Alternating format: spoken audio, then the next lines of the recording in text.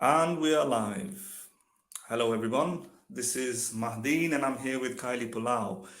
And we're going to be discussing a very popular debate that actually just happened very recently on the topic, our favorite topic, atheism versus Islam. Which is more rational? Um, Very recently, Mohammed Hijab, a very prominent UK Muslim, and Hamza Tzortzis, a very well-renowned UK Muslim. They're both apologists. They're both very strong, persuasive, rhetorical speakers. Had a debate with what I would argue is somewhat relatively unknown atheists at the University of Johannesburg, and we thought it was riling up a lot of tension on the internet. People were saying the Islamic proponents had won, the atheists could not defend their claims and so on. Thankfully, me and Kylie here, we are very much into philosophy and philosophical arguments, and we wanted to see whether or not this actually lives up to what people are saying. You may have noticed, however, one of our most beloved members, Philo, is not here. So due to some reasons, he could not be here today. So we're going to go without him. Hopefully, he will be in the next session. So we just want to jump into this, really. We're going to jump into this and watch the debate and comment on it like we usually do. So Kylie, you want to say anything? No, I think let's just jump into it right away. Okay.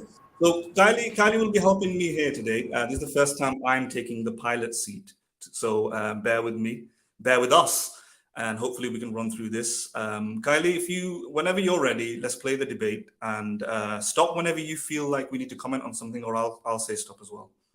Yeah. So just so should we start from the start of the debate, or do you want to start from Mohammed Hijab's opening statement? Let's go to the opening lines. Yeah, let's go to the opening lines. Okay, then let's start. Johannesburg, I welcome you to today's discussion, exploring religious belief, a Muslim atheist conversation. So I think there's a lot of introduction, right? So let's skip that. Yeah, let's skip it. You will have noted that we are envisioning today's event as a conversation, a discussion.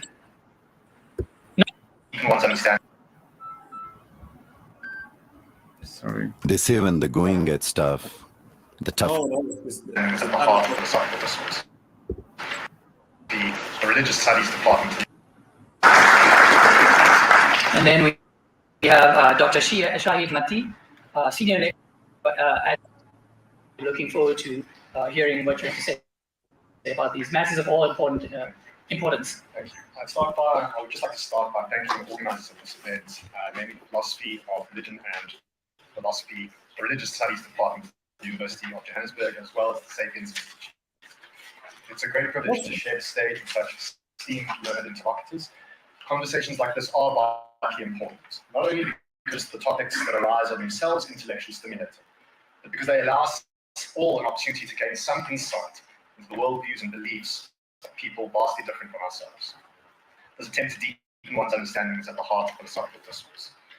The philosopher Gyula Klima captures the nature of what we're doing here today, and he sums it up in a quote. Unless one is able to learn to think and live with the concepts of another person and thought objects constituted by them, one will always fail to have a real grasp on the meaning of the other person. This, however, need not mean that people can understand only those persons all whose beliefs they share. What is required for proper understanding is rather the ability to let the other person's beliefs constitute one's own universe of thought objects, trying to achieve a fusion of the horizons. This can be done, however, only in the... Yes, Madhav. Yes. So one thing I need to note then, because I don't know who these people are.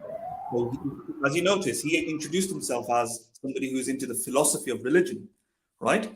So far, I can see this person actually has some philosophical training, which is uncommon when Hijab and Co usually debate. Usually Right. most of them, they tend to be scientists. So this should be interesting, right? Absolutely, yeah. Hopefully he's going to do a good job. Yeah, let's hope so. Okay. Okay, so let's go.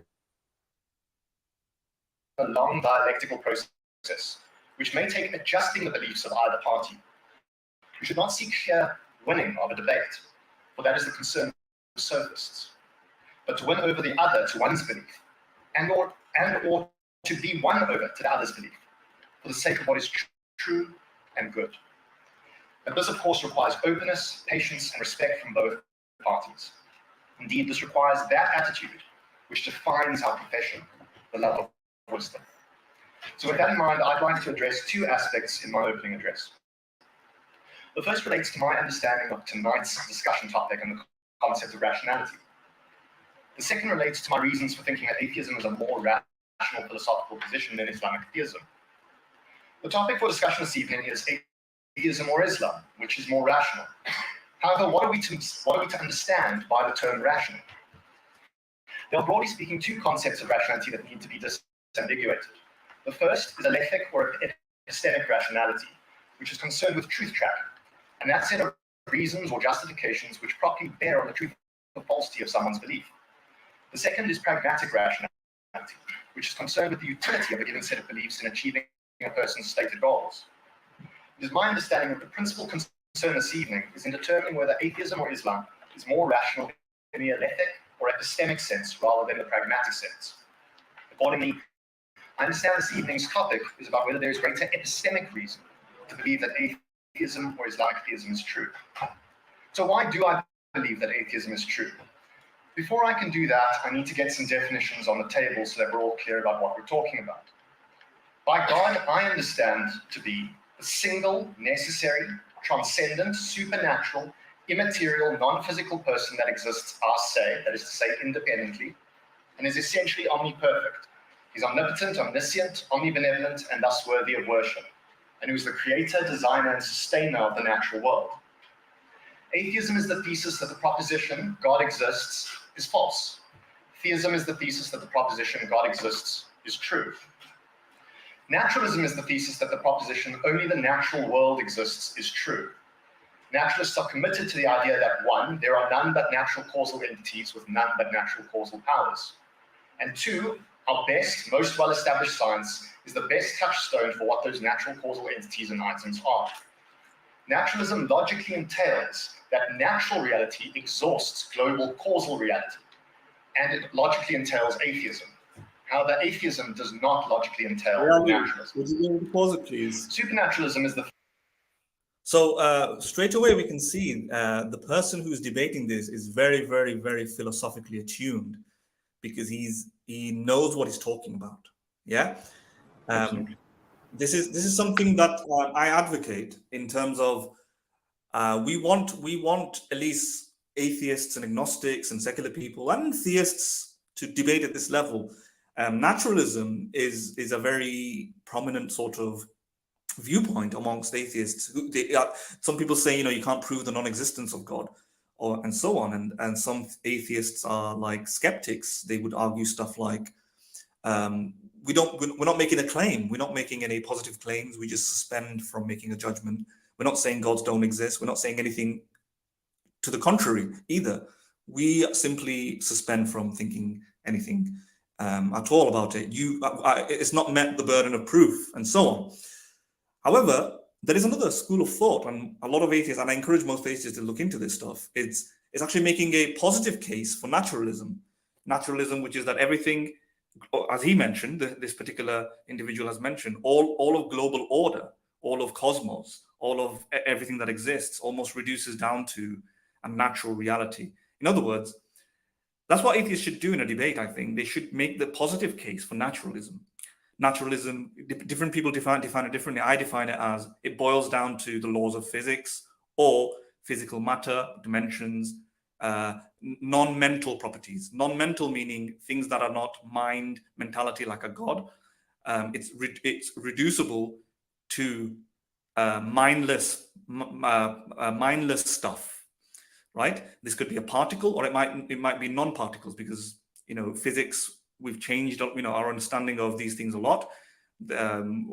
Things might not just be bits of mechanical things floating around. So yeah, this is a very good thing here, and I'm actually impressed by the language they are using. Do you want to say anything, Kylie, regarding that? Yes, I think you were absolutely. Just want to make sure. Is there, I mean, noise on my back in my background? Little bit, yeah, a little bit, is it? A little bit. Okay. So I'll just quickly, give a few remarks. I think you're absolutely right that the way he has actually clearly and in a very using very clear philosophical terms, he is Mm, presenting his case, and this is just a beginning, of course. Let's see how he actually mm, presents his arguments, and mhm, hopefully, we'll see a bit more. Um, you know, we're expecting a bit more solid and truly philosophical arguments with a lot less emotions and emotionality being involved in it, right? So mhm. that's all. It does result in a good case that he builds. Yeah. Okay, yeah, continue. Let's just continue. Thesis that the proposition only the natural world exists is false. Supernaturalism posits a bifurcated ontological view of reality. Theism entails supernaturalism, however, supernaturalism does not entail theism. Supernaturalism is committed to all the causal entities that the naturalist is committed to, plus the existence of non-natural causal items with non-natural causal powers. Supernaturalism thus entails that global causal reality is not exhausted by natural reality. By Islamic theism, I understand this to be the idea, the claim that God, as I've defined him, also has the property of having progressively revealed through the Archangel Gabriel the contents of the Quran to Mohammed, and which contents are the final and definitive revelation to mankind. Islamic theism logically entails theism. Theism does not logically entail Islamic theism. I am an atheist and a naturalist. I reject theism, and a fortiori I reject Islamic theism for two principal reasons. First, the arguments for the existence of God are philosophically unpersuasive. We can call this the negative reason. Second, there are, in my view, persuasive arguments for atheism and for naturalism. This is the affirmative reason. The negative reason flows from the fact that atheism is justified in virtue of the failure to infer God's existence in circumstances where one would rationally expect his existence to be inferable. Absence of evidence can indeed be evidence of absence, justifying the conclusion that something does not exist. This will be the case provided at least two conditions are jointly met. First, if the thing X exists, then there would be evidence of X's existence. And two, we have conducted an exhaustive search for the evidence in the areas where such evidence ought reasonably to be found. When applied to God, condition one is generally accepted by all parties to the discussion. After all, if God does exist, then we all, atheists and theists alike, rationally expect there to be evidence of his existence, given the sort of being God is supposed to be. If we do not rationally expect evidence of his existence were he to actually exist, then it is quite difficult, if not impossible, to see how one could rationally argue for his existence in the first place. Right. Yes. Just a few things. Lycan, we've got a comment from Lycan. I watched the whole debate alone, ready to review it all with you guys. Got to bring popcorn. Of course, yes. It's a long debate. Hopefully, you seem optimistic, and at this moment, I am optimistic. I think this individual who's talking, he seems very competent, much more competent than other debaters that I've seen go up against arguments that would be predictably philosophical. Because Hijab and Hamza, both of them, I think both are now. I think one of them has finished university, did a master's, I think, and the other one is doing a PhD, and they're both philosophically orientated to some extent. I don't find them to be very proficient in everything. Perhaps that's because I think they are engaging in some deception. Yeah, I don't think they can be completely philosophical as a result. But otherwise, this person seems, the speaker here, the atheist, the defender of atheism, seems very competent at this, far as I can see. So hopefully it'll be a great debate. The other thing is, Kylie, I'm for some reason unable to paste the stream link in the comment section. So if you can, when you're playing it, because you've got a bit more latitude with the laptop, I'm on my mobile phone. So if you can just post it in the Yes. comments and Sure. when you're able. With Lycan, Sure. if you want to come on Lycan, you're most welcome to. I've got just another comment here from somebody we know. Hold on a minute.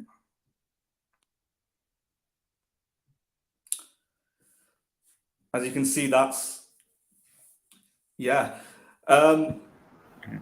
My display pic is not available, unfortunately. This is my first time navigating this ship, right? And I'm just having a bit of difficulty putting it on. So maybe a little bit of a technical flaw. Maybe next time it will be there. But I'm not worried too much about it so far. I think I'll only be able to place a stream link through an external, as an external YouTube user, right? Because I don't think I can just add it as an admin. Um, Okay.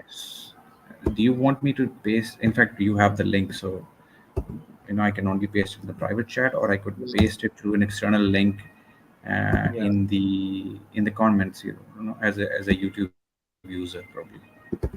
Let me that's do in the that. private channel, yeah? That would be, yeah. So let's try that. In the meanwhile, I think we can continue, right? Yeah, go for it. In fact, the project of natural theology assumes that there would be evidence of God's existence, and if he were to exist, that we can, in fact, marshal that evidence. Condition 2, when applied to God, amounts to dealing with the best arguments from natural theology. These are the theistic arguments that often invoke the input and insights of contemporary science that are supposed to take up the mantle and provide the positive evidence from which to infer God's existence. Examples include the cosmological argument, the contingency argument, the teleological argument, the moral argument, etc. We can proffer the following deductive argument which takes the above considerations into account. Premise 1. If God exists, then there is compelling evidence from which to infer either deductively or non-deductively his existence. In other words, the arguments from natural theology are sound. Premise 2. There is no compelling evidence from which to infer either deductively or non-deductively God's existence.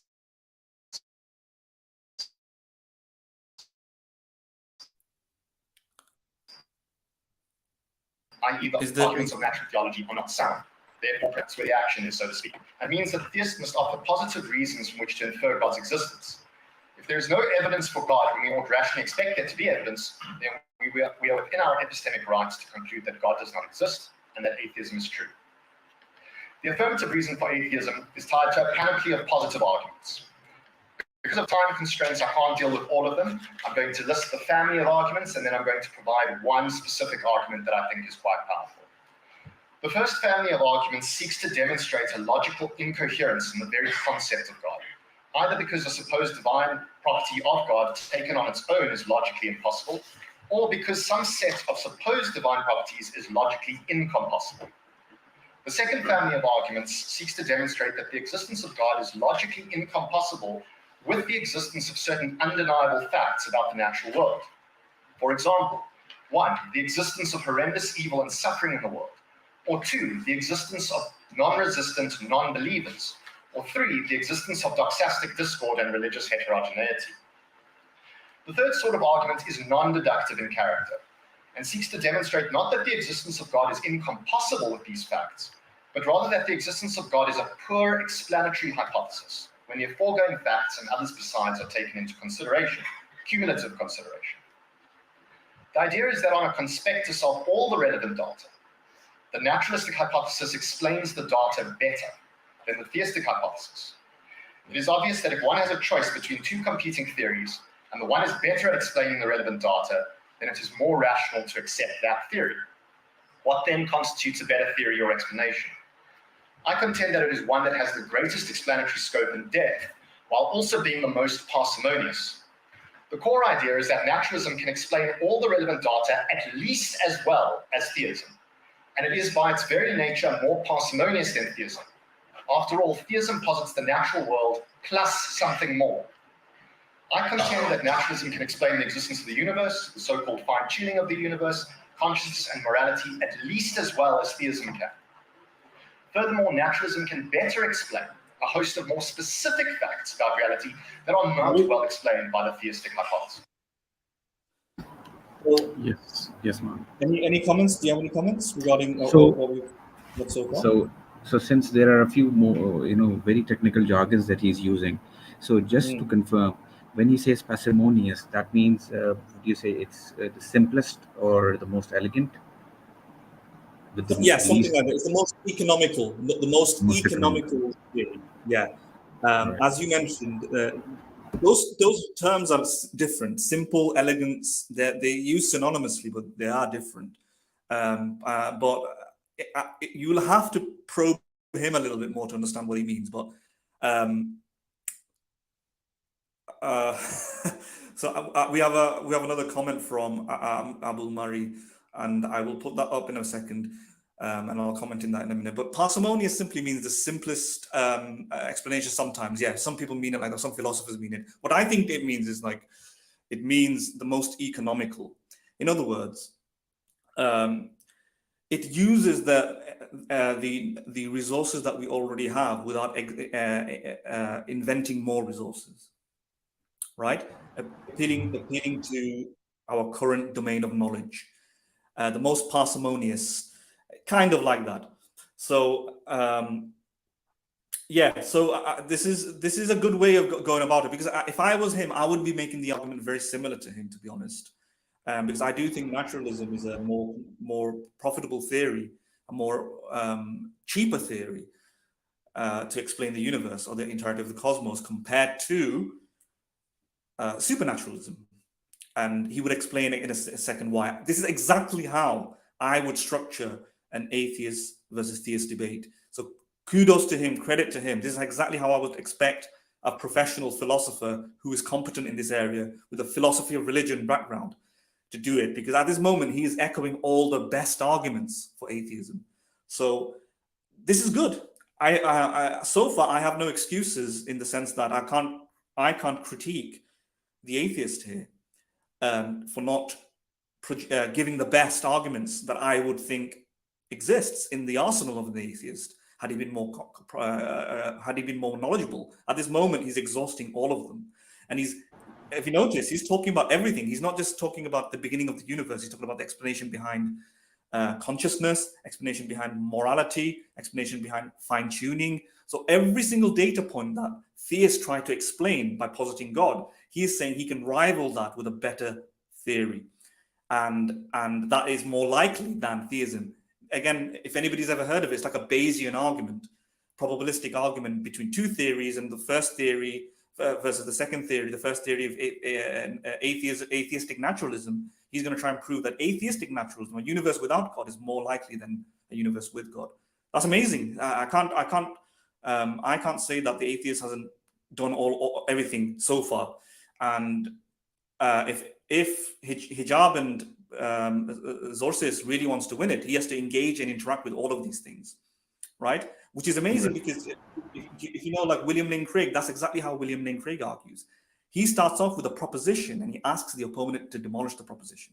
So most atheists don't do that. Most atheists start falling behind chasing William Lane Craig. William Lane Craig says, I'm going to prove these 5 things, and the atheist has to debunk it and prove his own case.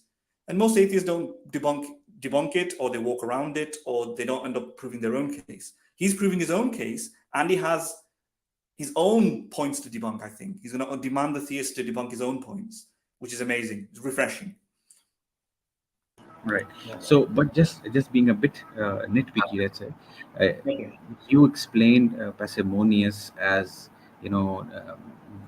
being very economical and not inventing any more than what is required, or any additional explanatory variables, let's say, or explanations. Just to clarify, so an explanation, by its definition, we're just talking about an explanation. An explanation is an invention, right?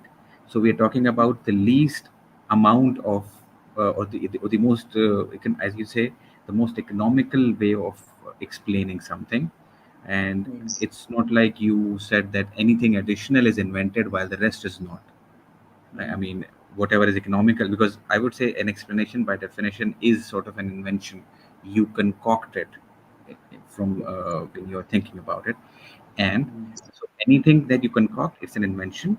And then it depends. Now you look at it and identify which is the most economical explanation out of all of the explanations that one is considering, right?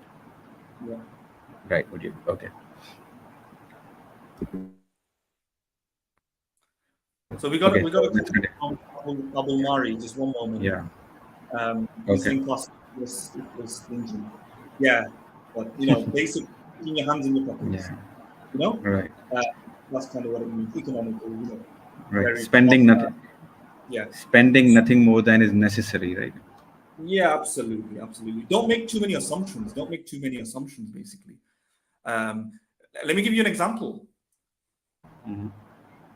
A crime occurs, and somebody says this occurred due to a human being, and another person says this happened due to 5 aliens, right?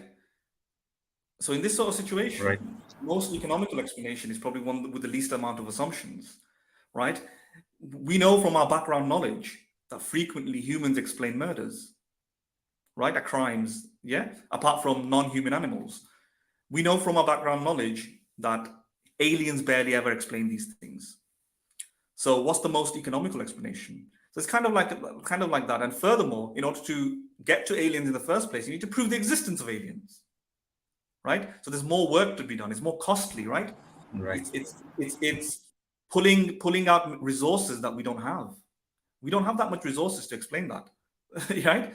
These are resources. These are really expensive, right? We need to first the person has to prove the alien theory, has to prove aliens even exist in the first place, then show the aliens have a motivation to cause murders, and then show the alien caused a murder in planet Earth at that particular time, right?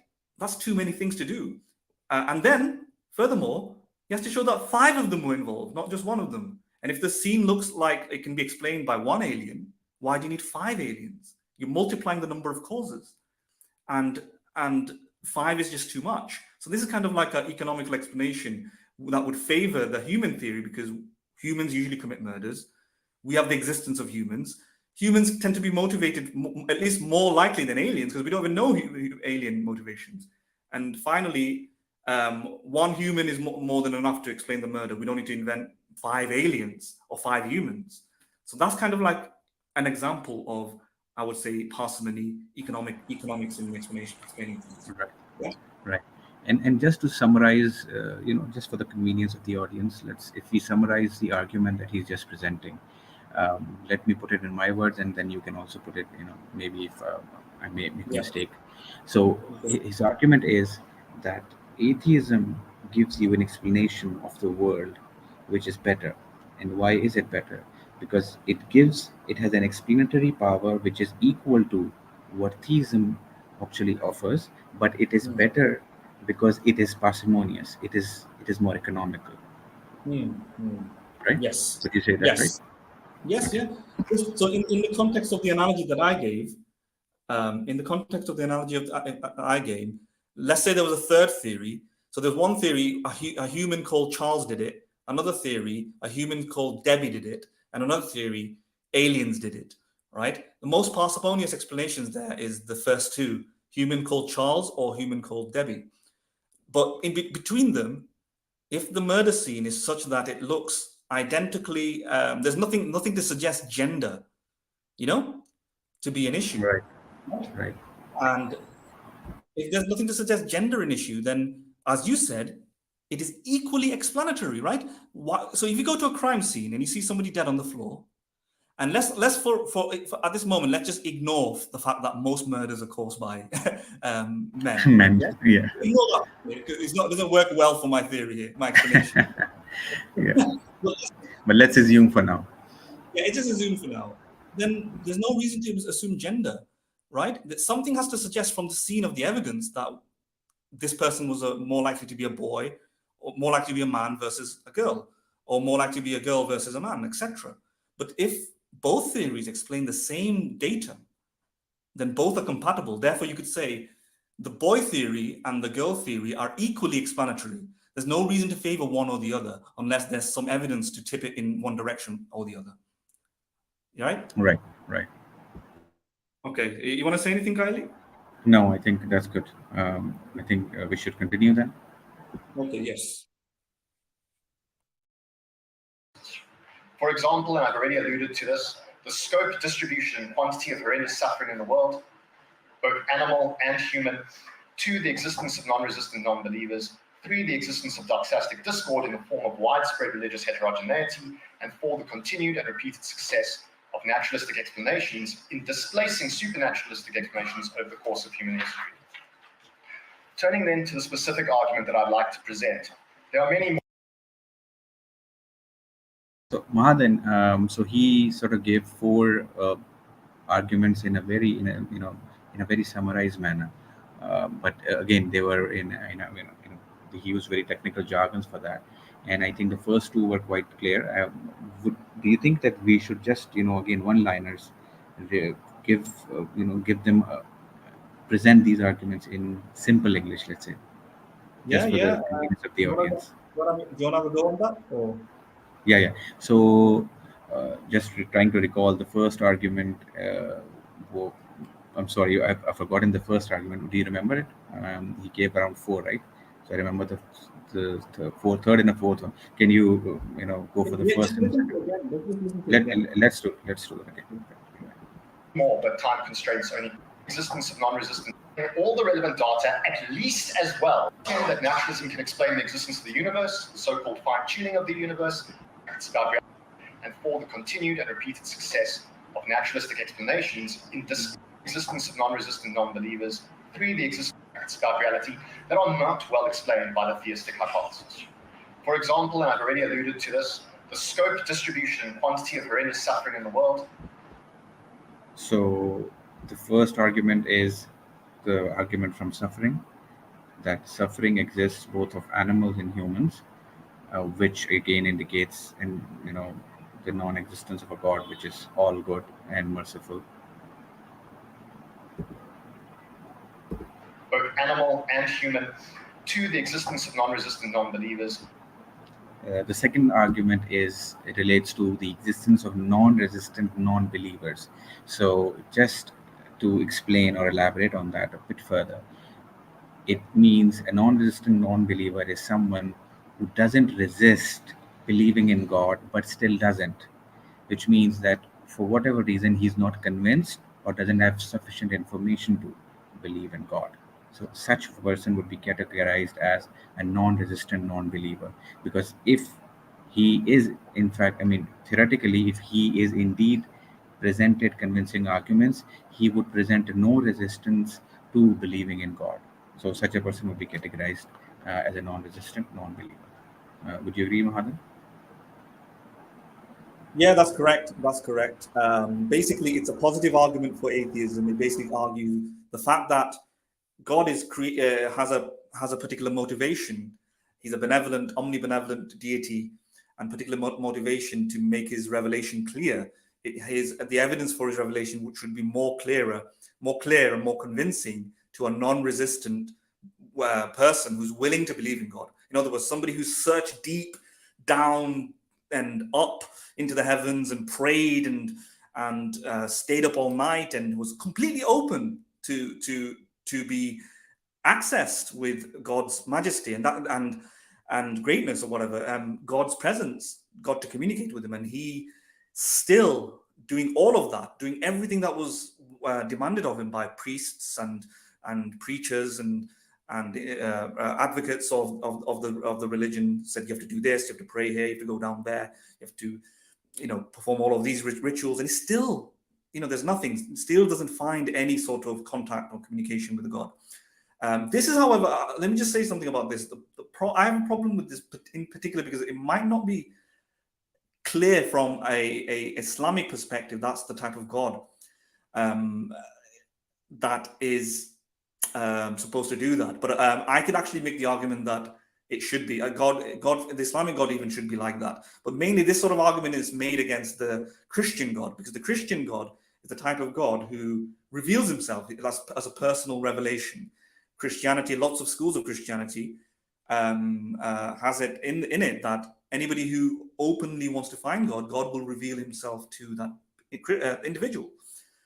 That's not the case for, far as I know, unless you can correct me, Kylie, far as I know, from my all everything that I know about Islam, that is not the case. Having said that, I think an omnibenevolent, merciful, compassionate deity, even the Islamic one, would be closer to a Christian deity, Right.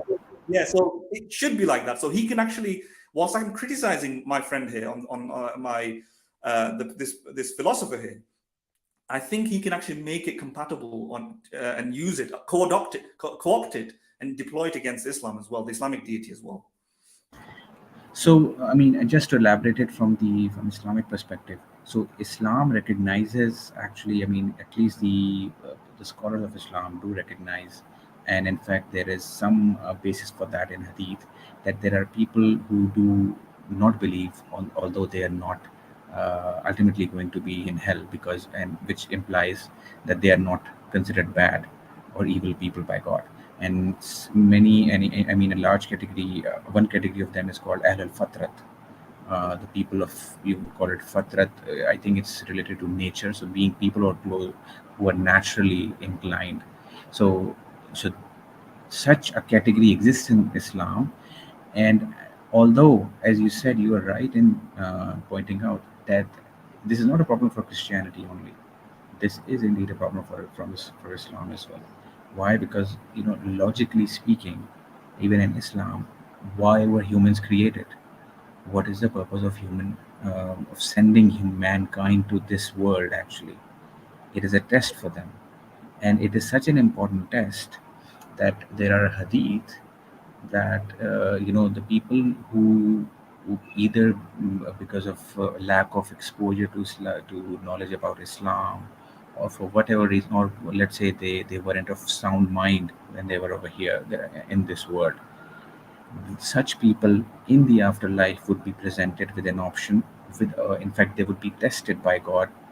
It would be a single test, and they would be tested to jump into fire. And if they indeed do jump into fire on the command of God, they would be considered for, I mean, good people, and they'll go to heaven. What that, again, that that brings in a problem. Why were they sent to this world then? The world was created, Quran says that this world is created to test mankind. We have created this world to test mankind. So if such people were not tested in this world but will be tested in the afterlife, why would you send such people in this world? So I think this does pose a problem for Islam as well. Yeah, yeah. Yeah, I agree. I agree. I mean, I can't see why it should be restricted for the Christian deity. The Christian deity is spelled out to be that type of deity in the first place because of his mercy and compassion. But the Islamic deity is also supposed to be merciful and compassionate infinitely as well. And you can make like an analytical argument about that a compassionate deity would not play games, have hide and seek, you know, of Yeah, spot me somewhere, where he will wait billions of years or and not intervene for 4.5 billion years, with no real message, no real communication, and then eventually start doing it a short while after human beings can write and read and so on, and do this in a haphazard manner, unclear manner, in which the message gets decayed, gets destroyed, and then instigate and watch gleefully almost, when humans instigate wars and land grabbing events and fights and furies that occur through civilizational chaos, because the message isn't clear. Everybody's fighting over, warring over who's right. Then you have something like animism, you have a polytheism, and then eventually it gets cleared up in a final revelation, and even that is exclusively in one language, in one desolate right. place, in kind of remote location, in the Remote worst period location. of time. The worst period of time where things can you hear me? Sorry. Yes, yes, I can hear you. Yeah, in the worst period of time of But humanity, your where sound quality just dropped. what Can happened? you? Can you hear me now? Yeah, I think it's better now. Yes, you can continue. Okay, right. Yeah, so in the worst period of time of humanity, where recording these things were exceptionally difficult, and then schisms occurred and so on, you would think an infinitely powerful, infinitely resourceful, infinitely compassionate, infinitely merciful deity would have a better way of doing things, right? Right. So I would imagine that given the amount of human beings trying to find this God, this God would be at least more motivated to actually be a little bit more transparent, and rather than playing hide and seek and leaving messages and symbols and in books that only certain intellectually competent people can find out. And then you have to learn philosophy, you have to learn about infinity, learn about contingency argument, cosmological argument. You need to learn about the cosmos. You have to learn Arabic proficiently. And then once you've learned Arabic, you're still fighting over with loads of scholars, right? You're fighting with scholars and so on. Why would you do that? Our God could simply click his fingers and make it accessible if he loved his children, accessible. And then God can then motivate people to do the right thing straight away. But instead, he plays hide and seek. So there is a good argument you can make about that. Right. And so, I mean, as I said, for example, let's say if I convert it into syllogism. So if premise 1 is God is wise, premise 2 according to Islam is that God sent humans in this world for a test. Premise 3, there are humans who will not be able to be a part of this test or give this test properly because of lack of information or not getting sufficient information about Islam. And ultimately would and concluding meaning and conclusion would be that all of this, in fact, all of this doesn't seem to align with a wise God, because ultimately he then has to test such people in the afterlife, and which is all of this is actually documented in Hadith. It is based on Hadith and Quran. So again, it indicates a problem with the theology. It seems clearly to be a post hoc rationalization of this reality which exists, right? That everyone does not have access to such information, so you cannot declare everyone who doesn't accept Islam as a person who will eventually end up in hell. And I guess that's why people made up this explanation like such people won't go to heaven or to hell because they didn't get information. Well, why didn't God make sure that each and every person indeed gets access to information which is necessary for him to conduct that test, the very purpose for which he has created mankind? Kylie, by the way, the noise in your background is getting a bit too high pitched for our. Sorry.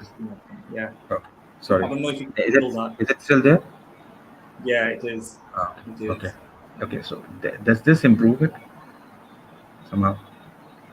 I'm not What sure. are you doing? Is it better? No. Okay. But yes, you're absolutely right, Kylie. The thing is, most people would say what I argued there is like an emotional argument, but it's not. It's a probabilistic argument based from certain expectations, right? So, for example, an emotional argument is one where you just don't like something, or it might cause upset or distress or grievance, and therefore it's false. That's an emotional argument fallacy. There's not an emotional argument. For example, if I make the argument that you have a mother or you have a father, right? You have a father who comes every day, he loves you, he cares for you, takes care of your bills and everything, and so on and so forth, right? But there is no sight of this father. Yeah? The bills are not taken care of. You don't get any presents. He doesn't come and talk to you, he doesn't give you a ring, right? There's no letters, there's no emails, right? You wait for him at night and nothing happens. Then it's reasonable to conclude that maybe you don't have a father, right? In fact, that's just a fact-based argument. It's an expectation-based argument. It's a theory-based argument. The theory is if you have a father, there are certain expectations you make where if you have a loving father, he would do certain things. If those things are missing, then by definition, based on the evidence, it conflicts with the theory that you have a loving father. Therefore, the likelihood of the loving father being true is low. In fact, it's unlikely that it's true that there is a loving father. That is a simple fact-based argument, right? And it happens all the time, right? In court cases, you prove, for example, somebody might say, I've been a good parent. The court shows that, in fact, the parent was neglectful. The parent wasn't there. The parent was, if he was there, then he was a vicious parent. The parent did lots of bad things to his child. What does the court conclude? The court concludes that the state will get involved and remove the child from the custody of the parent because the parent is a bad parent or a non-existing parent. There's nothing emotional about that. That's facts, right? Those are fact-based arguments. So people who make this argument that this is just an emotional argument, it's an emotional problem of suffering. No, it's not. It's a fact-based argument. It's a theory, things what we would expect on theory if God was true, things we would expect on the theory if God wasn't true. And the data fits the theory that God isn't true.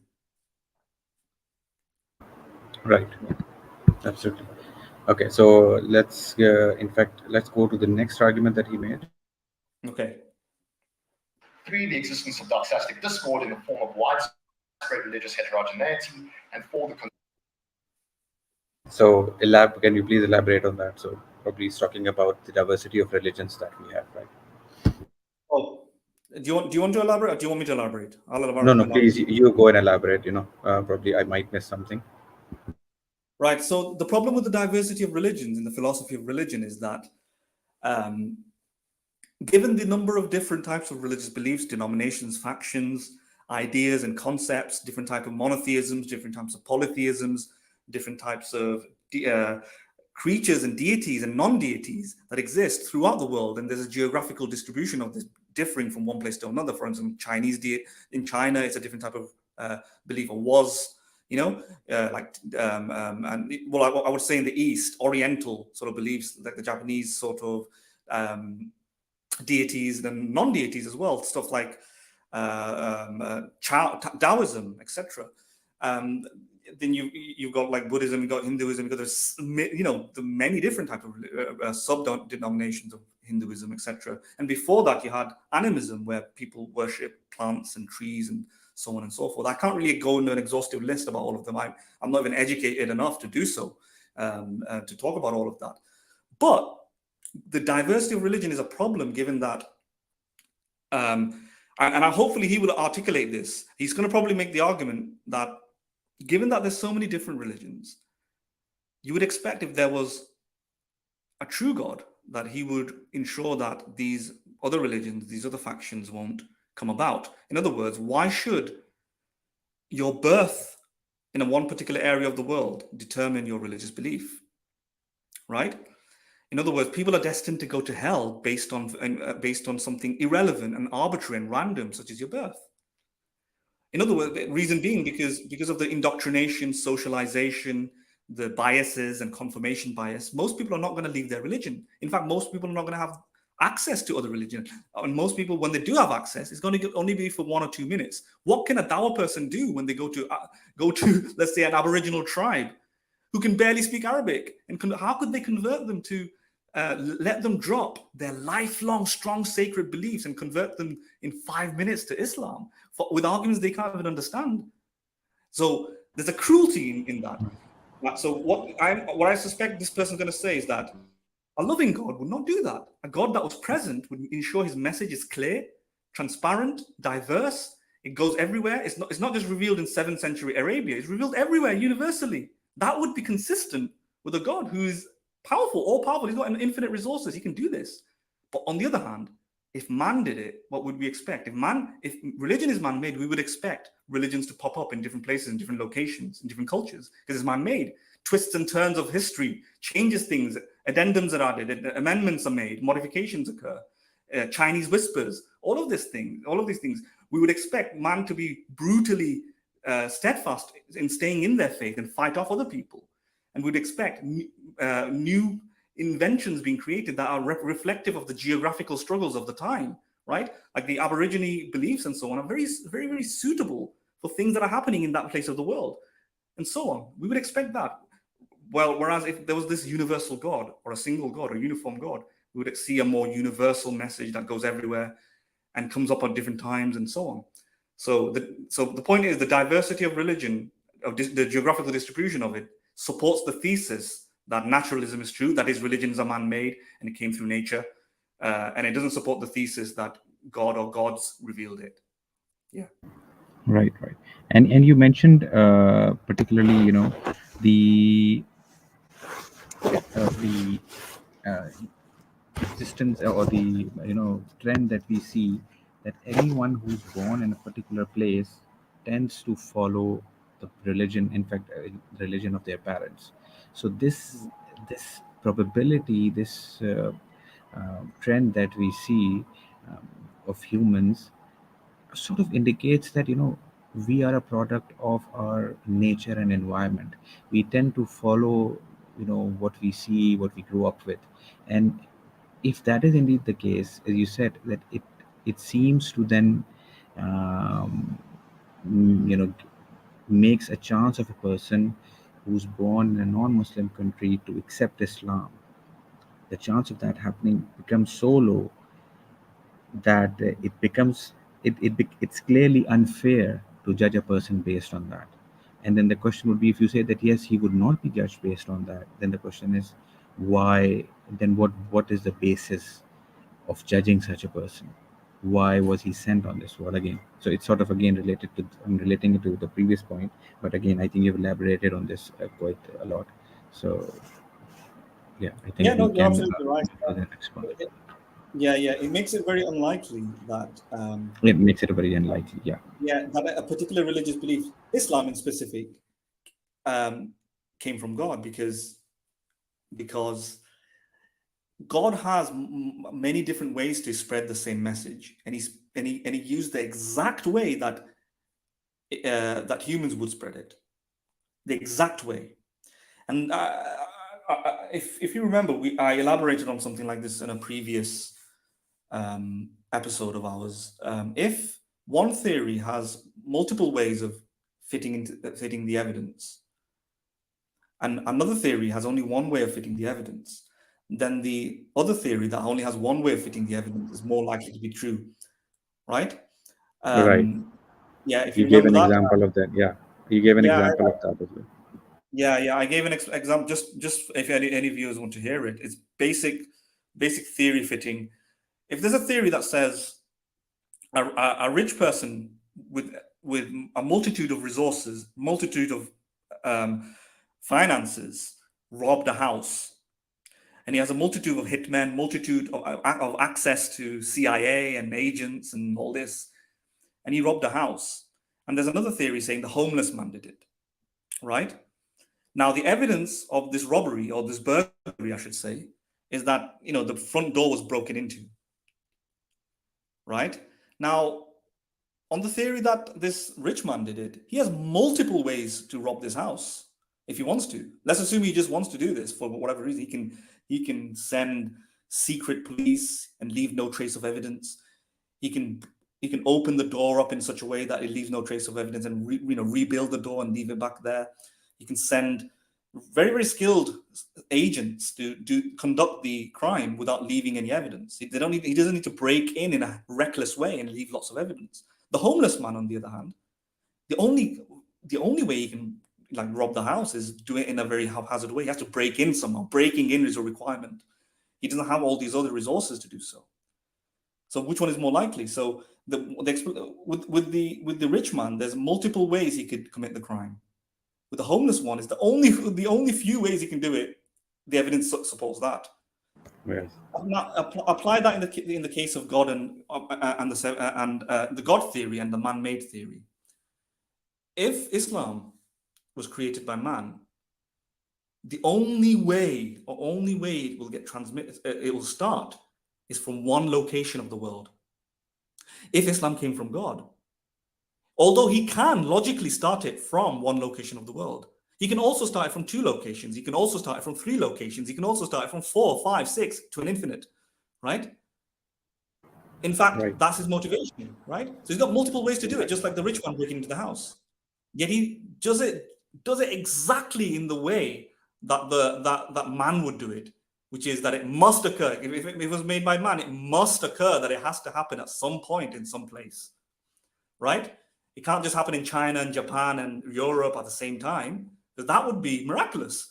Whereas if it was by man, it will have to start from one place. It'll have to be written in books, because that's the only way to do it. It has to be relayed down many generations and recorded. It has to have fights and conflicts, because that's So it looks like Islam was created through the theory that the man did it is much more fitting with the evidence than the theory that God did it, because God could have done it in a multitude, an infinity of ways. And yet he chose the one way, the only one way to do it, which is exactly how man would do it. That's the problem. That's the problem, yeah. And his message would get corrupted over time. That is also, Yes. that is also Mm. something that indicates something that it wouldn't be from God. God would make sure that the message that He has sent remains intact throughout human generations, because that is the ultimate purpose of human's existence according to religion. So Mm. when that doesn't happen, again, it is an indication that was something that humans came up with, and over time humans added on to it, removed something whatever they felt like, or modified something, reinterpreted a bit or some parts of Yeah. it. So again, this alteration of the message that we can notice, the diversity itself that we see Mm. throughout the world, and also the alteration, the lack of any preservation of the messages, of any of the information that existed, as as we go further back in history, because there's a lack of documentation, lack of writing, all of that actually would amount to this lack of preservation of any human you know based ideologies. So that is something that you would not expect from the almighty God. Yeah, yeah, yeah. They can obviously always say that you can't judge God's motivations, but the problem with that sort of objection is that they kind of nuclear bomb their entire Right. thesis. Because if you can't judge, you have to be consistent. And so, if anybody's listening to this, if anybody says you can't judge God's motivations, or you can't predict or attempt to predict, because God might have mysterious reasons what He would do, then how do you know God is the type of person who will explain the evidence of the Quran? And how do you know God is the type of evidence, explanation that would explain the evidence of fine tuning? If you can't make a rod for your own back. If a theory has no explanatory power because it's opaque, then it has no explanatory power for anything, right? If God, Right. you can't. So what they try to do is make the objection that you can't know what God would do or how God would act. Makes God an incoherent, incomprehensible theory. If you don't know what God's going to do, then why do you think why do you think God will have to create the universe? Because implicitly you're assuming that the universe is evidence for a God that can only God can explain, because God is the type of being that would fit this sort of fine tuning.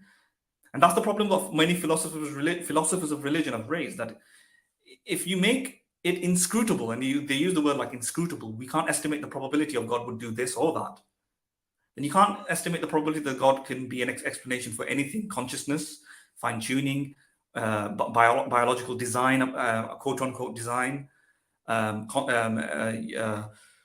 Quran, even the inimitable Quran. You know, God might. Why do we assume God is the type of being who reveal Himself like that? You see what I'm saying? So it kind of acts as a nuclear bomb. It destroys the entire place. And we do notice that whenever it's convenient or it's necessary for them, they employ arguments which are actually based on them assuming something about what a god would do. So I've seen Muslims argue against deism by explaining that no, God cannot be an absentee father. Well, why can't he be? How do you know how God would be interact with his, whether he would interact with his uh, creations or not? You don't. So Yeah. I have seen followers of theists and Muslims with sort of go against this and assume themselves using their own intellect as to what God would do in certain situations. So they would very commonly say that no, God would never do that. How do you know Yeah. what God would do if you cannot infer anything about God's wisdom, or what God's wisdom would Yeah. be? How would Yeah. that manifest? Absolutely, yeah.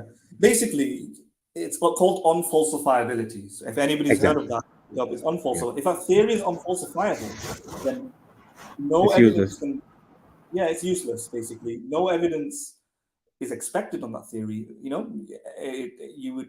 There's no reason to think any particular source of data or evidence you can predict from that theory, because it's compatible with all and no evidence, right?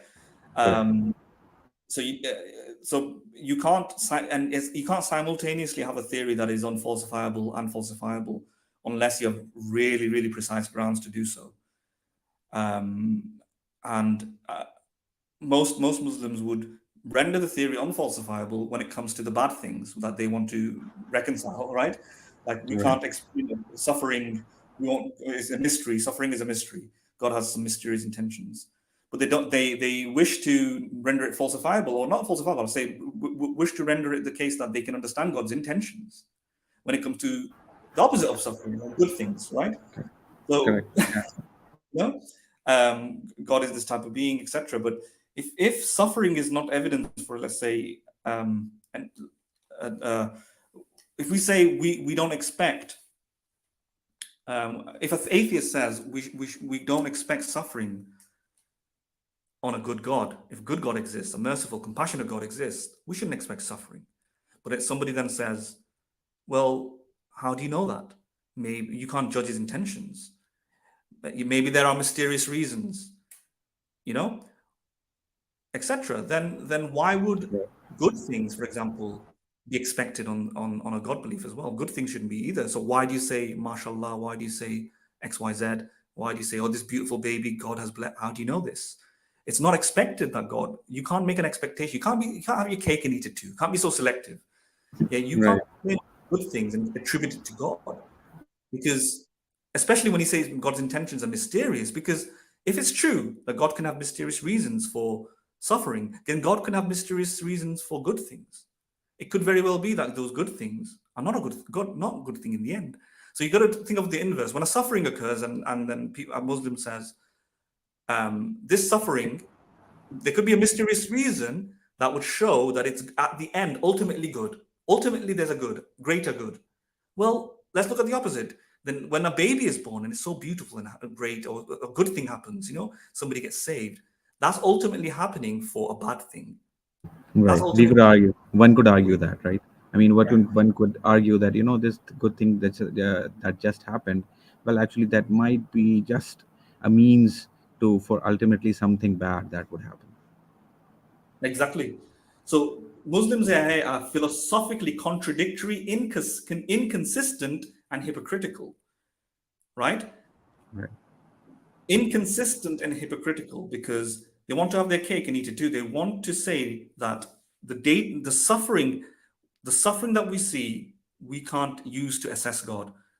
But they want to also say the goodness that we see, we can't use to assess God. They want to say the suffering that we see, we can't use to falsify God. But they want to say the goodness that we see can be used to prove that there is a God. They want to, they want to say the suffering that we see, isn't real suffering. It's an illusion, or it will be explained in the future by a good thing.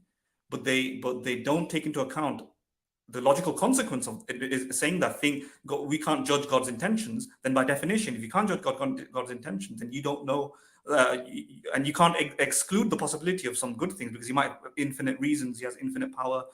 You don't have this intellect. Then you're also in the shadow, just like we are in the shadow for assessing the suffering, because He might have evil reasons for that. He might be a deceptive monster acting good, but he has actually a greater evil goal about it. So a Muslim needs to be consistent and remain quiet and not say anything about suffering or goodness, but instead they want to have the cake and eat it too. Right.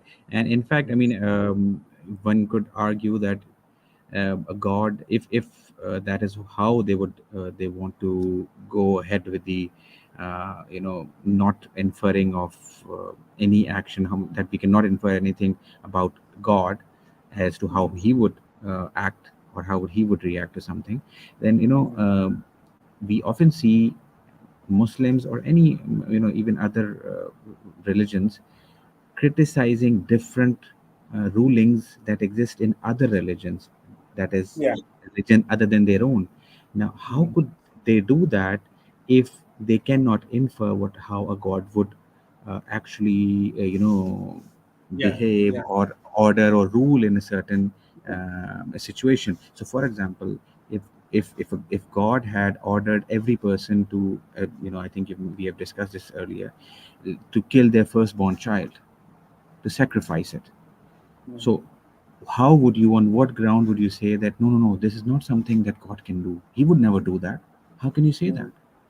Mm. You would, maybe this sacrifice is meant to end up in something amazing or something very good for the mankind overall. How would you know Yeah. that? So since you can never, if you're going down that path, then you're going, you're actually in a lot of trouble. Absolutely, exactly. I mean, I know Muhammad Hijab himself makes the argument that he doesn't accept the principle, the moral principle that Right. um, uh, that of original sin, that somebody else's sin, we are we are in debt to God because of somebody else's sin. This sin has passed down lineages and human populations and passed down to us. The blood is on our hands. Yeah, the Christian belief, right? The Christian Exactly. doctrine of sin, probably, yeah. Yeah. Yeah. Yeah. That Yeah. we are In born with sin, right, or sinful. original sin. Yeah. So Muhammad Hijab disagrees with that. Fundamentally disagrees with that. But when somebody criticizes his ideology, for example, the age of Aisha during marriage or something like that, like for example, in the debate with Cosmic Skeptic, he said, God knows best. God is the moral arbiter, right? We can't assess God's moral reasons. Our moral reasons are subjective and arbitrary. God has infinitely wise knowledge. And God, if God commands marriage to youngsters, who are we to question it? We are not in the position to make judgments of God's morality. Well, he's not being consistent. Well, the Christian theologian, the Christian philosopher can say the same thing. Yeah. Fundamentally, the difference between Islam and Christianity is just which theology is correct. Philosophically, however, when it comes to defending moral character or moral instruction, they both have available the same defense, which is there might be a mysterious reason that we don't have access to. Why this particular life is designed in this particular way, with the original sin is something that we are inflicted with. Right? There might be a good reason, special Right. reasons. God has infinite wise knowledge. We can't judge his morality, and he might have a moral reason. So hijab is not consistent on that front. Why is he using his human reasoning and moral intuitions to assess the character of the Christian God? Right? Right. That seems a little bit weird. He should at least accept that if Christianity is true, that shouldn't be a problem. What's fundamental Right. is whether Christianity is true from like Revelation. Did Jesus rise from the did Jesus die for everyone's sins and so on? And is he going to be resurrected? Is he going to return and so on and so on? So basically, all the fundamentals of the Christian Christian religion. But if those Right. things are right, the rest of it also follows through. I don't see what the issue is there. Right. And I mean, we often see Muslims criticizing the Hindu caste system, for example. Now, they would have no ground to criticize another religion's morality or moral rules, given this principle that we've just discussed. If you can never infer what a god would do or how a god would actually rule in a certain situation or for a certain circumstance, then you can never know what sort of ruling he would give for this world. So maybe if Hinduism is indeed true, then casteism can also be true. So going by that logic, you can never criticize any moral or immoral act, how no matter how bad you feel about it, in your heart. Exactly. That's what. Yeah, that's what a lot of religious people do. That you can't use your own moral sort of framework because you have to use God's framework. God knows best. Simple as that. Right? Yeah, Simple as that. I've No got a matter comment how no matter how from. atrocious the moral rulings are there in a particular religion, it should not matter. What should matter is whether that religion is true or whether that religion provides any sort of evidence for its truthfulness. Yeah, exactly. Just to clarify, that is, if we accept the paradigm of thinking that God is Exactly. mysterious, yeah, if we accept that, Exactly. obviously, as people outside of the folds of religion would probably think that's a bad way of thinking in the first place. But if we just accept it, assuming beg the question, sorry, not beg the question, but assume the premise is true that we can't judge God's reasons and so on, then And, it follows. and Yeah. Yes, and I think we'll probably have to come back to this point because I'm expecting, hijab, I think will actually make this point or something very similar to it. So I think we'll probably come back to this once we reach Yeah. that point. So just before you move on, we got a comment from a prolific I fan of think, ours, yeah, Said. Said, yeah. Yeah, so he's giving us a heart shape. So respect to you, Saeed. You're quite, you're very religiously present in our very non-religious reviews. Um, so credit to you. We've got. Let's see what else we've got here in terms of the comments. I've not been completely. Here we go. So Likan is here. Is talking about. I'm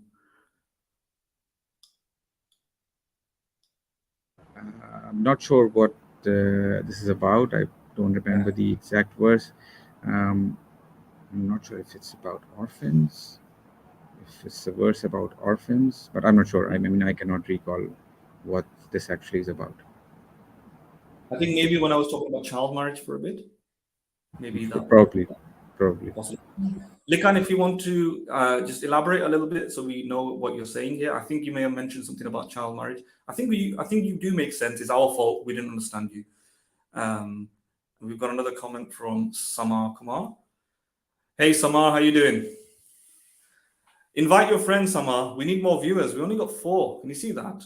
I know we're English speaking and we're talking English. Some people might have feel there's a language barrier. Furthermore, they might think because it's philosophy, we're talking about quite complex stuff. So English and philosophy, when you mix them together, you get complicated stuff. Especially with me, I might be using lots of weird language things. But hopefully there'll be some people who might be interested in this. I mean, I know there are people out there who will want to watch this debate, and they know about the philosophical issues or have some grasp of it. I would really like people in the audience who are interested in philosophy to listen to us, listen to our review, because we like to bring something new. You'll hear novel thinking here, things that you may never heard of before. Interesting thought experiments. It'll give you a lot of ammunition and fuel for thought. I promise you that. Anyway, let's continue. Let's continue with the video. Continued and repeated success of naturalistic explanations in displacing supernaturalistic explanations over the course of human history. So I think this is, in a way, talking about the God of gaps. In a way, of course, because what he just said is that as we progress, as we continue to grow with scientific knowledge, we are continuously closing the gaps and filling in the holes which were there in understanding the reality of this universe. So as previous, for example, if I elaborate it with an example, for example, humans couldn't understand what was the reason behind lightning, what was the cause. So particularly, let's say solar eclipses and lunar eclipses were associated with something very divine. Maybe people, some cultures used to associate this with God's wrath, some probably with gods with sadness, and a lot of things were associated with the simple phenomena of solar eclipse or lunar eclipse. Now we understand that it is nothing special. It's just an alignment of the sun and the moon and the earth. So this gap of understanding that we earlier had, and that humans actually associated with a divine phenomena probably, or they used to associate it purely with God. We humans now have a very simple and naturalistic explanation of this phenomena. So there are in these ways, I don't know, this is how we are able to fill in the gaps which were there in our understanding, and wherein people used to place in God in these gaps. This was where God was found early on. So that is how we can, the size of the God as a gap, the size of the gap is reducing. I would say the size of the God is reducing, that exists within those gaps.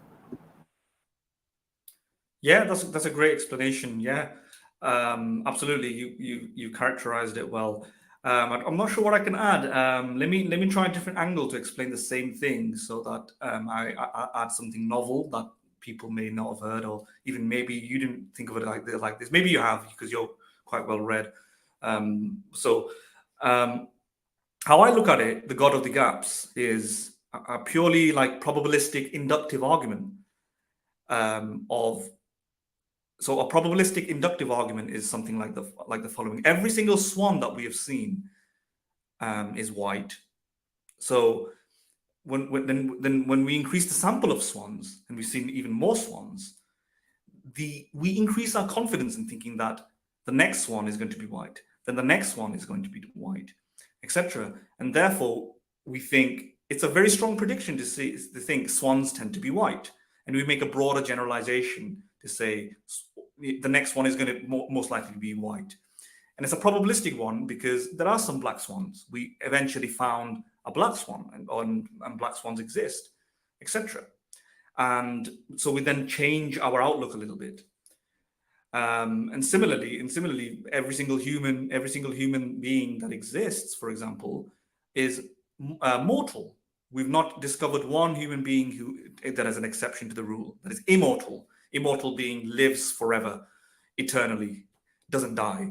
All human beings die, and we've not seen an exception to the rules. And therefore, every time as the human population kept meeting more and more humans, and they all would share this property of mortality, it increased the strength of the idea that human beings are mortal. So where am I going here? What I'm trying to say is that this sort of outlook it's like a background knowledge frequency based outlook. Frequently we have seen this, therefore it's likely the next human being is going to be like this. Well, the God of the gaps argument that the person is framing here is saying frequently God has been used to explain almost everything. How does the sun work? Electricity in clouds, water, the cosmos, planets. God has been invoked to explain epilepsy, schizophrenia. God has been invoked to explain how the heart functions, how the brain works, etc., etc., and many more things than I can posit here. Yet, from the history of humanity, one by one, each time, whenever we've confirmed what actually causes these things, we found out it was a natural physical cause. Epilepsy is seizures and so on are caused by brain electrical activity in the brain. Thunder is caused by electricity due to clouds, and static electricity due to clouds, etc., etc. Stars, how do they form? Well, we know that if you look at open astronomy book, you'll find out there's lots of good explanations about how stars form, from supernovas through gravity, breaking it down, etc. So we learn that most causes, all the way down, right to the beginning of the universe, all the way down, are physical, mechanical, non-mental, non-God causes. So just like the example I gave with humans and sheep, the frequency of explanations show that physical causes or natural causes explain almost everything. And every time we try to posit the alternative, like a supernatural, mystical, godlike explanation, it failed. And the naturalistic theory, through science, prevailed. So what's more likely? This increases our confidence that given the success of this horse, and think about it this way, it's like betting. It's like if you go to a gambler's casino and you're going to bet, or a horse race, and the horses, there's always this one horse that wins every race. Every single time the horse wins is this one particular horse. Well, you would be stupid if you go to a race and bet on any other horse. You will bet on the horse that always wins, right? That's the sort of argument that I think he's making. Yeah. Yeah. I mean, you've nailed it with the analogy that you just gave at the end to elaborate on the, the argument or the point that you were trying to make. And I think this is a great point that you just made. I think it's about it's sort of an inductive reasoning, as you pointed out, and it's about betting on the horse, and we bet on the horse of naturalism because of its continued success in closing the gaps and holes that we had in our Absolutely. understanding of the nature. Yeah. So it's not like a personal preference. It's not that we just defer to this Right. because we like it. It's reality forces us. It's a rational bet. It's a sensible, mature, sophisticated bet. Any sensible, sane person will bet on naturalism because that is what explains everything. Everything, not even barely an exception to the rule. And if that's the case, then you'll be silly to think anything else. You can give many other examples, like if every jelly bean that you pull out of a bag is red, every single one, you've taken out 100 jelly beans and they've all been red. What's more likely? The next one is going to be red, or the next one is going to be any other color? Well, it's more likely that it's going to be red because it's been red all the way down. And most of the time, you're right. When we follow probabilities, we're more likely to be correct. You know, it's because we know things about, for example, the heart, the blood, how the blood pumps around the body.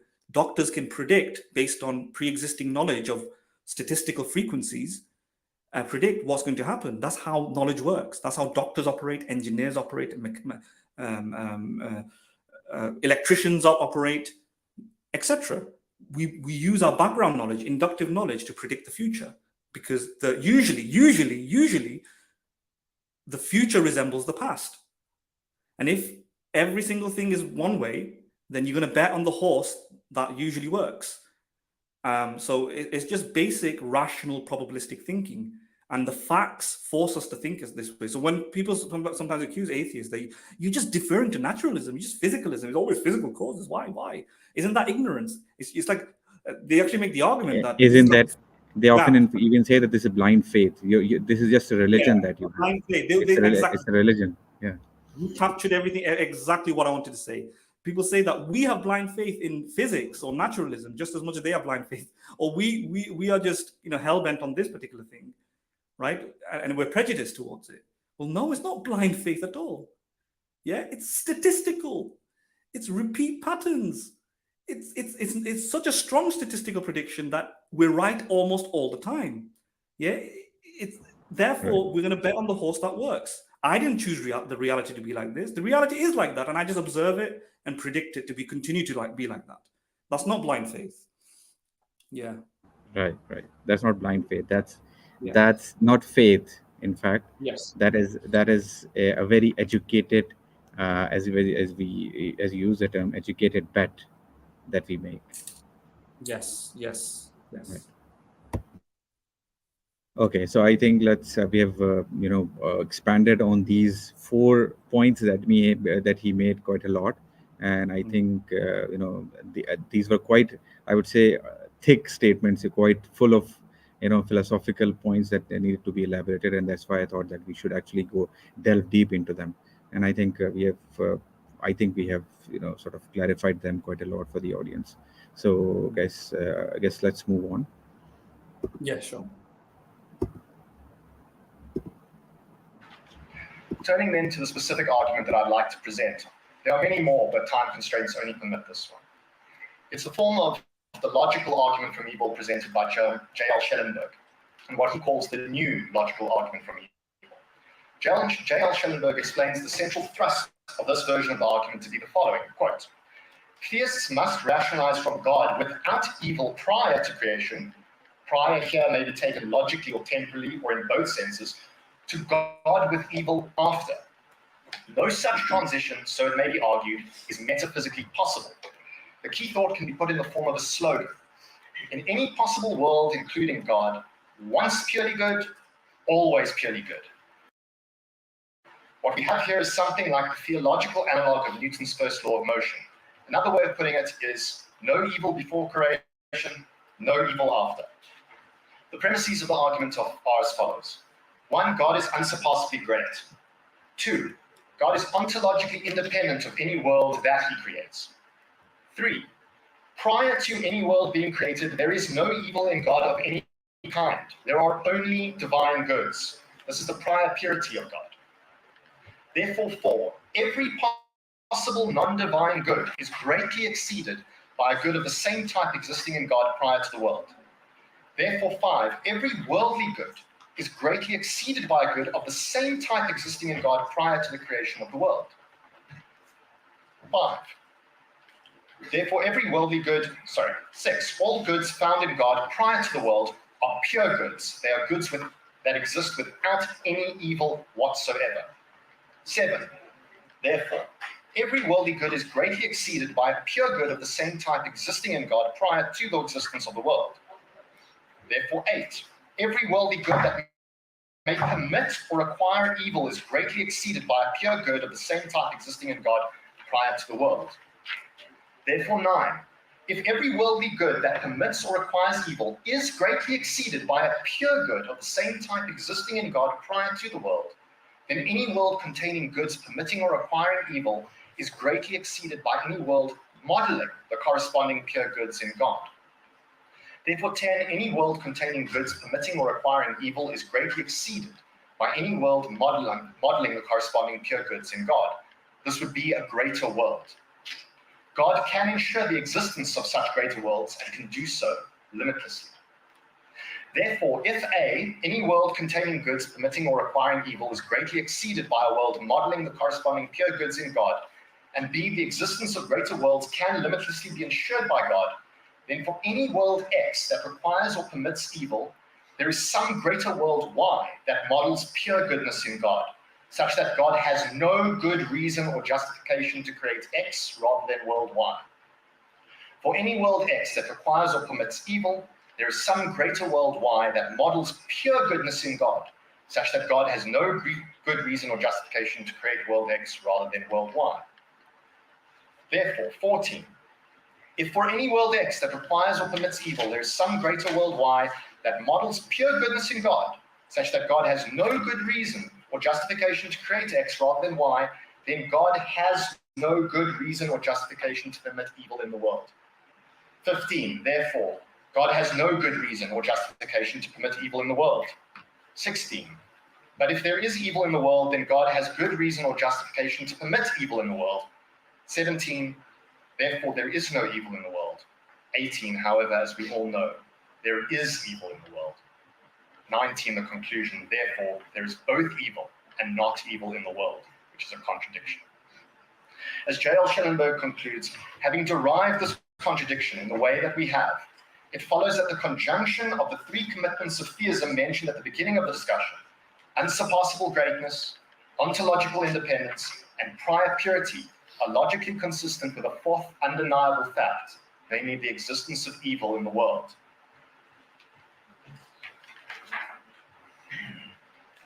That concludes in essence my...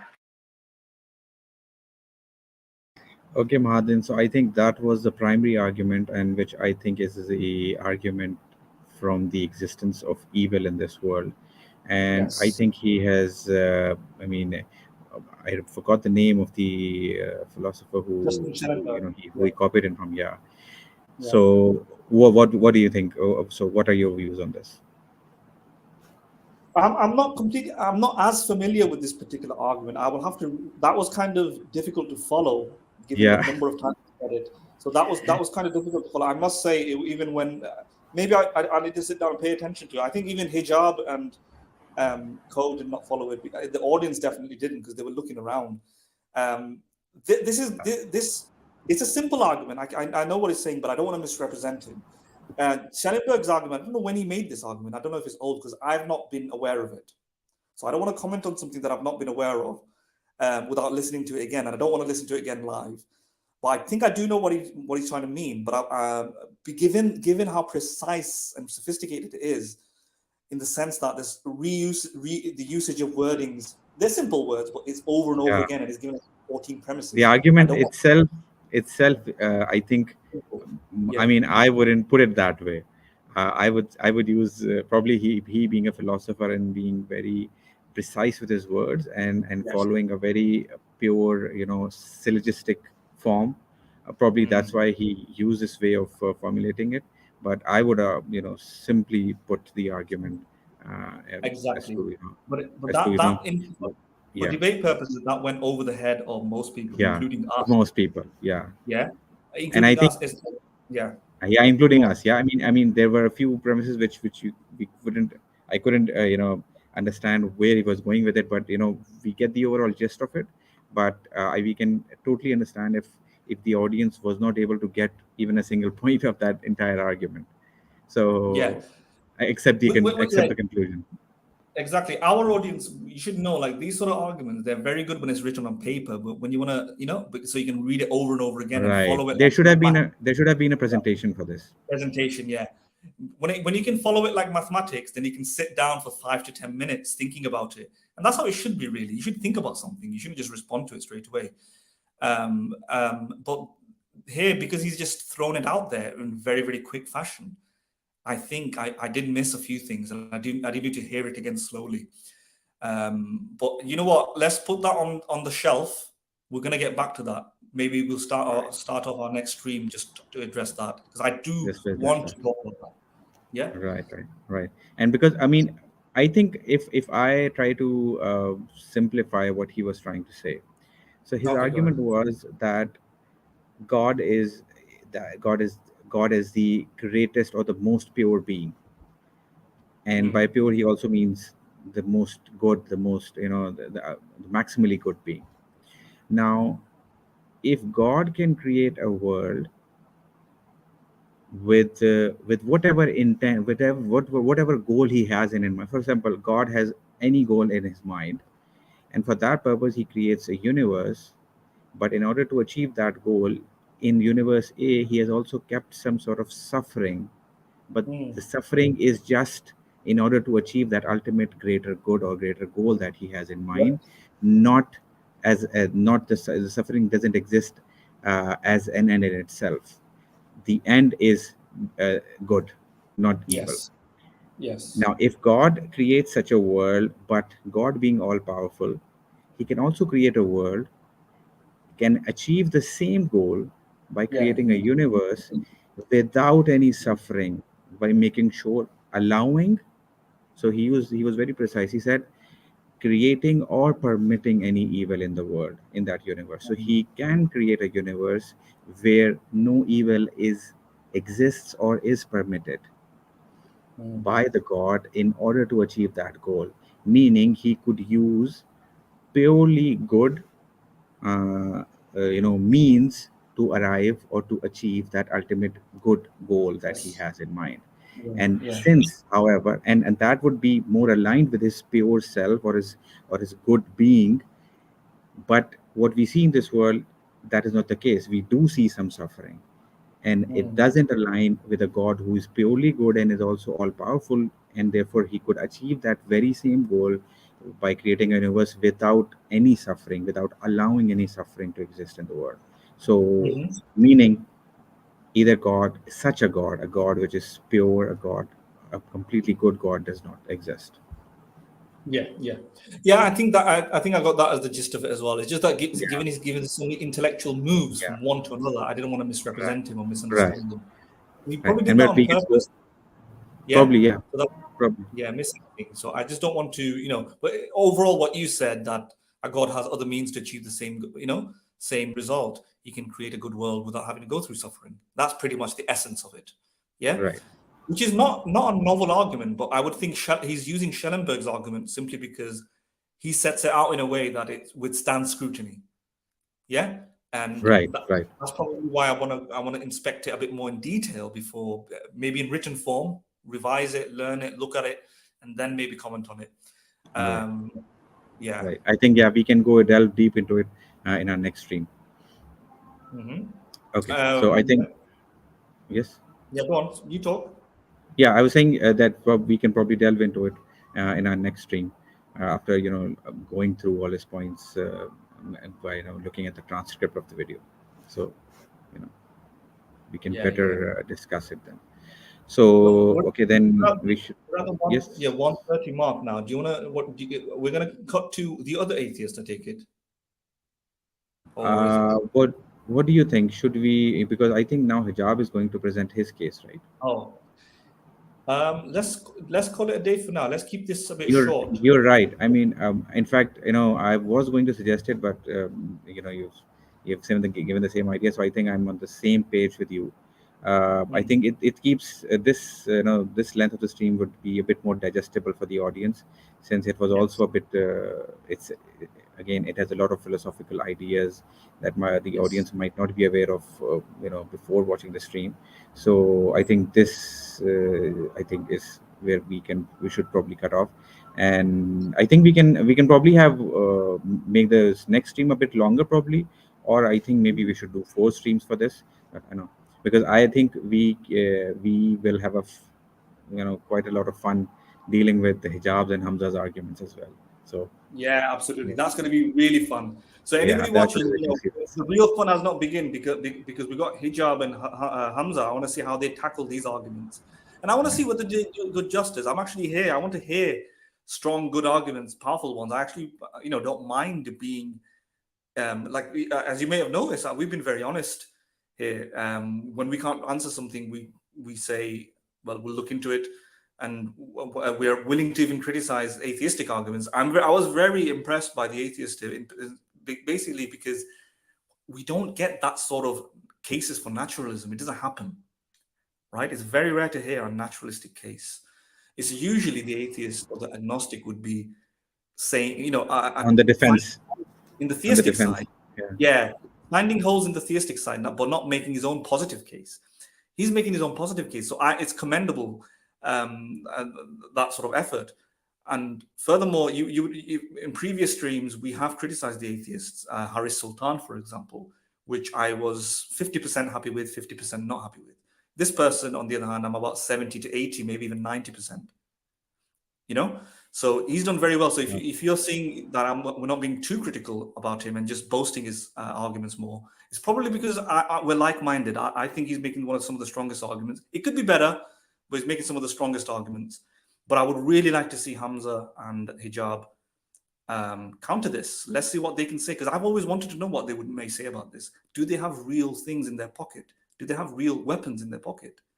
Because if they do, I'm open. I'm gonna hopefully I'm gonna say, wow, I didn't expect that from Hijab. That's a good argument. I'm gonna be rethinking things now.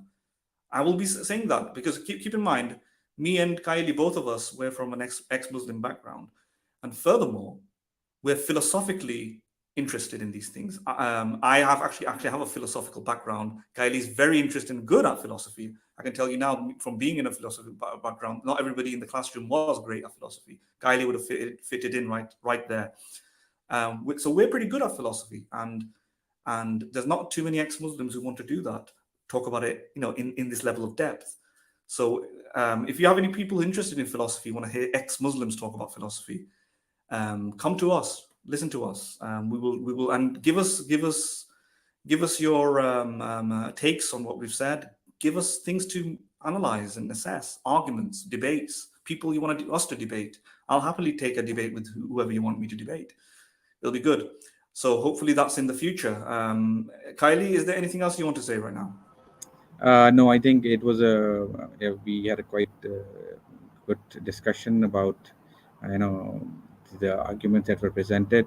As you said, we were a bit less critical of the atheist, because he was making quite good points, and he was very clear in terms of the flow of his argument and the validity of his reasoning. So that's why I think we might not have been that critical, but I think it was a good stream, and I think I look forward to hearing how Hijab and Hamza would deal with these arguments. Yeah, absolutely, and I look forward to that next one. Hopefully it will be soon. I'm going to be away for a couple of days, but hopefully it will be soon. Maybe because I've done this without we've done this without Philo.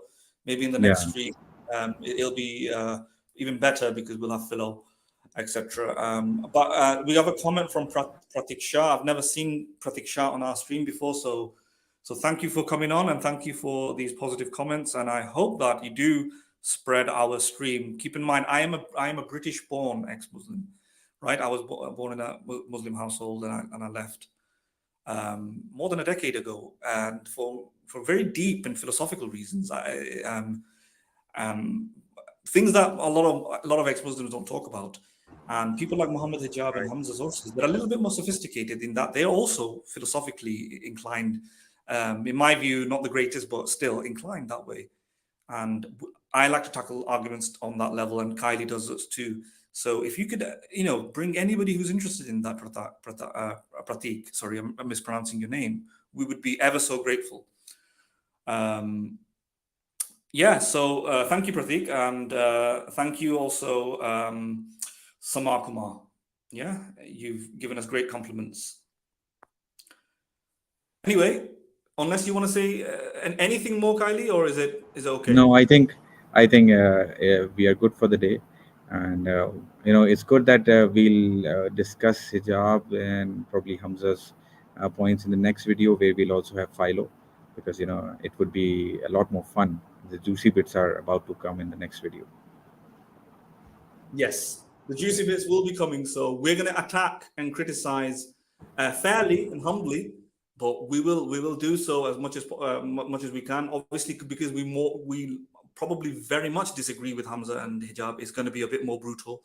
So let's get there. Yeah. So I hope you guys are there and you bring more. Okay, bring more to the party. But anyway, it's getting late here, so we're going to sign off. So thank you for everybody for coming, and hopefully we'll see you in the next stream. Bye-bye. Like and subscribe, everyone. Okay, bye.